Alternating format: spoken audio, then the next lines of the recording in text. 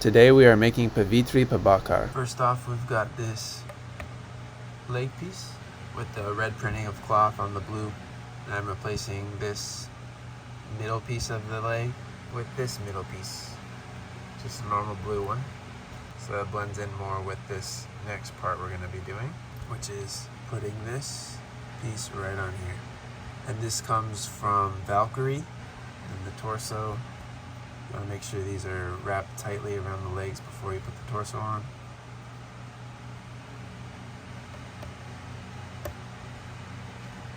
And we're going to be taking off the arms and making them red.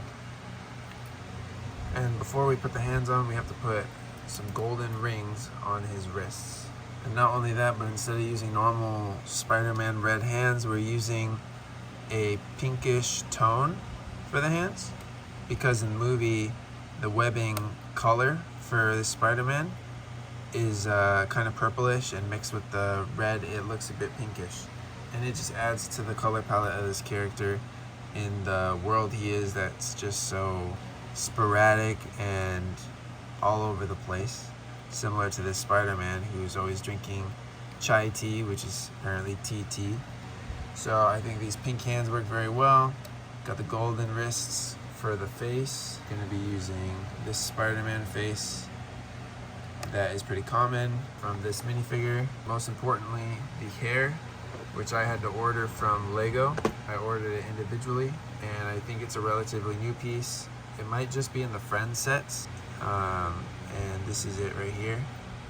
I think it fits him pretty well. It's very floppy, and especially when he's swinging, I think it looks incredible, especially with this that we have going on here.